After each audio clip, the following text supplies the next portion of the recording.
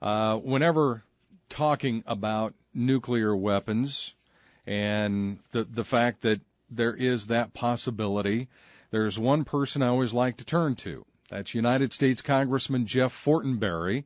Congressman Fortenberry is a founder and member of the Nuclear Security Working Group in Washington, D.C. Congressman Fortenberry, welcome back to Drive Time Lincoln. Nice to have you tonight.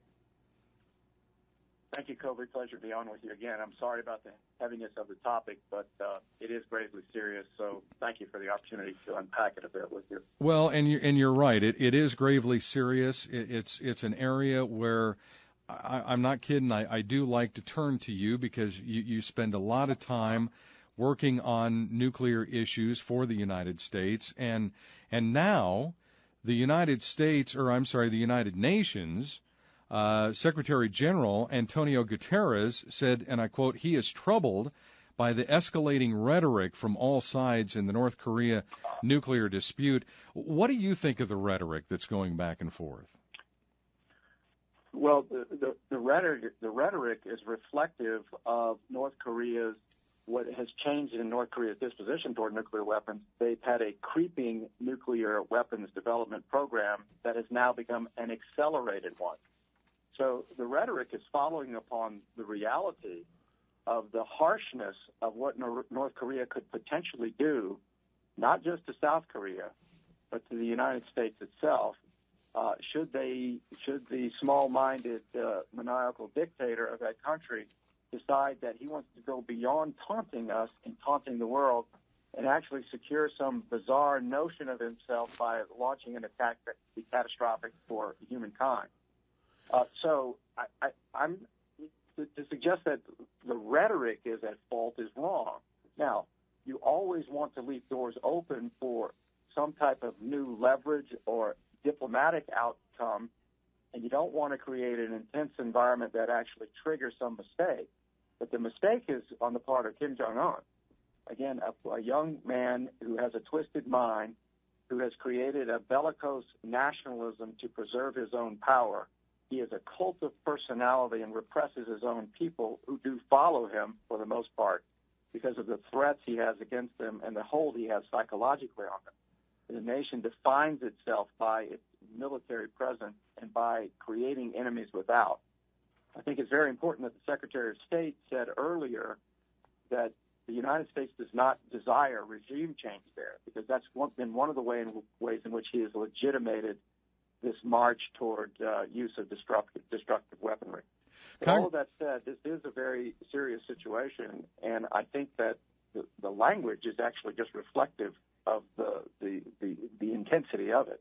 So I think what I'm hearing you say is maybe what I said last night, but I'll ask you to put it in your words, and that is I wonder if we're not past diplomatic talk with Kim Jong-un, the leader of North Korea, and that President Trump, the language that he's using is language that Kim Jong-un is going to understand. I think perhaps maybe reframing this a bit would help.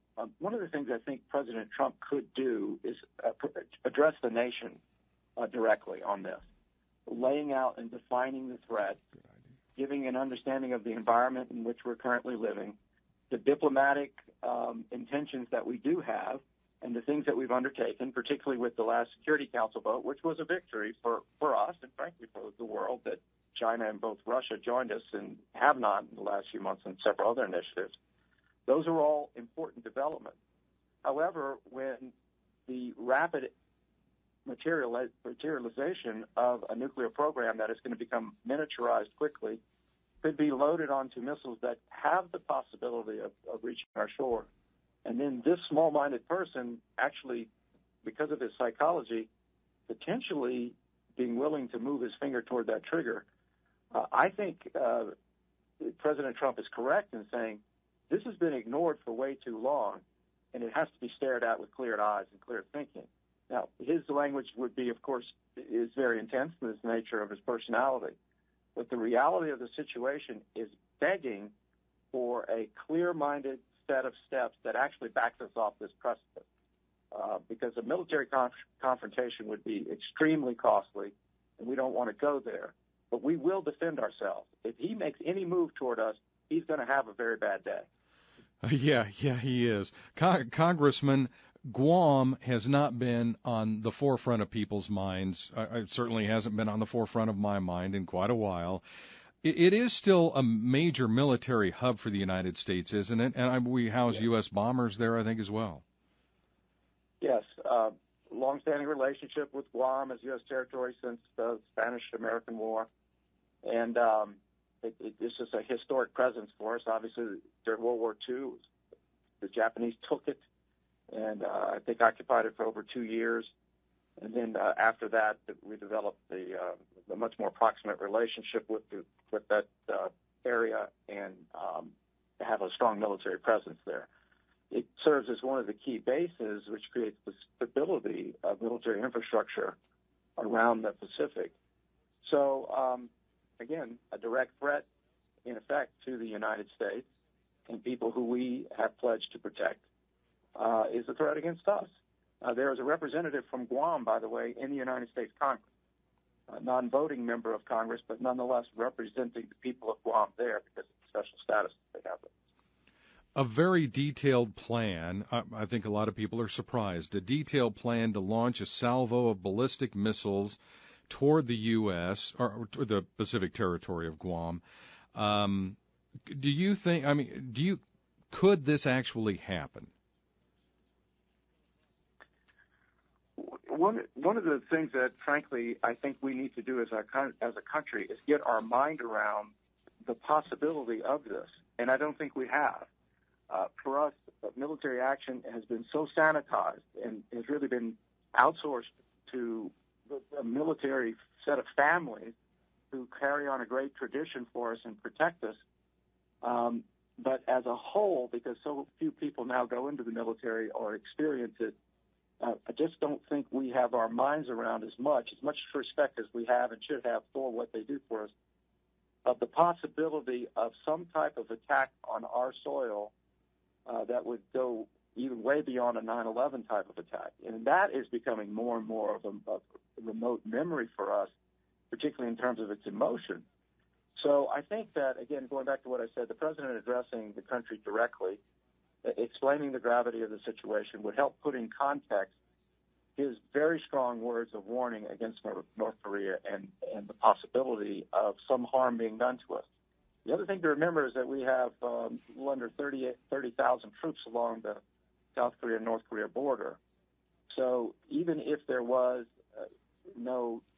even if there was some type of a launch of a missile and then some type of retaliatory missile strike of our own, the conventional weaponry that North Korea has could do serious damage to South Korea very quickly and possibly to our own troops.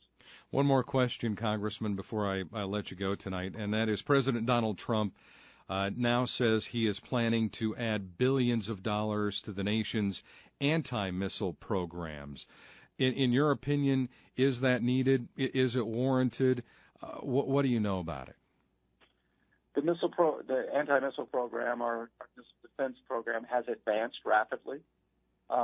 More money would it help it advance further technologically. It's not absolutely foolproof. It cannot create a perfect umbrella shield. There are also other ways to move nuclear weapons than missiles. And this is something that we don't think about much, particularly if they are miniaturized. So you've got to approach this through three separate pathways. One is trying to use any bit of international leverage that we can, and China holds the key here. Clearly, China is awakening to the reality of just how serious this is. However, they've played a double game with us for a very long time. They've liked the fact that we've been tied up with North Korea, and it distracts us from their own military buildup as well as their own economic positioning. So they'll claim that they don't want a collapse of the North Korean regime because it would spill over into their territory with huge waves of refugees. I think that is a mild concern that China has. I think they play a double game by actually having a relationship with North Korea and then liking North Korea keeping us tied up, particularly military. That is shifting a bit as I think China is recognizing the gravity of this and the potential threat to its own economic hegemony, which it's trying to create in the Pacific. And again, so the international leverage is critical. The second is diplomacy. Direct diplomacy with the North Koreans has not worked. It's gone in spits. They said starts and stops, but it has not led to the cessation of the program that they have. But you keep those doors open. And finally, it's the military option. But one thing for our listeners that are just maybe tuning in tonight, just now getting off work, the term you're using for this situation is that it is a grave situation. That's a deliberate term, yes. All right. Well, Congressman, I want to thank you for your time. And I think maybe one of the most important things that you said, and I hope the President will do this, is for him to address the nation, to put his words into context so we can have his words in his own context. I think that is sage. I think it's very good advice. Congressman, I always appreciate your time. Thank you very much. Thank you very much, Colby.